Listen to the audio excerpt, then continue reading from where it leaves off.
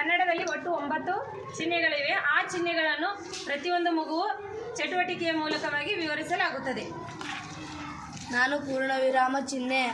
ಉದಾಹರಣೆಗೆ ಮಕ್ಕಳು ಹಾಡನ್ನು ಹಾಡುತ್ತಾರೆ. ನಾನು ಅರ್ಧ ವಿರಾಮ ಚಿಹ್ನೆ. ಉದಾಹರಣೆ, ಮಾತು ಬಲ್ಲವನಿಗೆ ಜಗಳವಿಲ್ಲ, ಊಟ ಬಲ್ಲವನಿಗೆ ರೋಗವಿಲ್ಲ. ನಾನು ಅಲ್ಪ ವಿರಾಮ ಚಿಹ್ನೆ. ಉದಾಹರಣೆ, ಬಟ್ಟೆ, ಗಿರಣಿ, ರಟ್ಟು, ಪೆನ್ಸಿಲ್, ಬೆಂಕಿನ ಕಡ್ಡಿ ತಯಾರಿಕೆಗಾಗಿ ಉದ್ಯೋಗಗಳನ್ನು ಸ್ಥಾಪಿಸಲಾಗಿದೆ.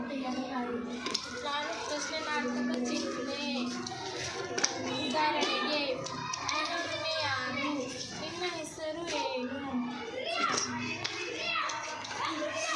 ನಾನು ಭಾವಸೂಚಕ ಚಿಹ್ನೆ. ಉದಾಹರಣೆ, ಯಪ್ಪ ಹೌ ಅಂತ. ನಾನು ಉದ್ಧಾರಣ ಚಿಹ್ನೆ. ಉದಾಹರಣೆಗೆ, ಸ್ತ್ರೀಯರ ಉದ್ಧಾರ ನಮ್ಮ ರಾಷ್ಟ್ರದ ಉದ್ಧಾರ ಎಂದು ಹೇಳಿದವರು ಸ್ವಾಮಿ ವಿವೇಕಾನಂದ. ಏಳಿ ಎದ್ದೇಳಿ ಗುರಿ ಮುಟ್ಟುವ ತನಕ ನಿಲ್ಲದಿರಿ ಎಂದು ಹೇಳಿದವರು ಸ್ವಾಮಿ ವಿವೇಕಾನಂದ. ನಾನು ಅರ್ಥವಸ್ತನ ಚಿಹ್ನೆ. ಉದಾಹರಣೆಗೆ,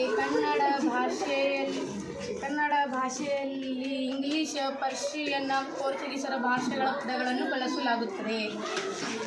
ನಾನು ಆವರಣ ಚಿಹ್ನೆ. ಉದಾಹರಣೆಗೆ, ನೀರನ್ನು ವಿಭಜಿಸಿದ್ದರೆ ಆಮ್ಲಜನಕ, ಆಕ್ಸಿಜನ್, ಜಲಜನಕ, ಹೈಡ್ರೋಜನ್ಗಳು ಉತ್ಪತ್ತಿಯಾಗುತ್ತವೆ. ನಾನು ವಿವರಣಾತ್ಮಕ ಚಿಹ್ನೆ. ಪಂಚೇಂದ್ರಿಯಗಳನ್ನು ಕಣ್ಣು, ಮೂಗು, ಕಿವಿ, ನಾಲಿಗೆ ಮತ್ತು ಚರ್ಮ. ಆಯ್ತು ಸ್ಟಾರ್ಟ್.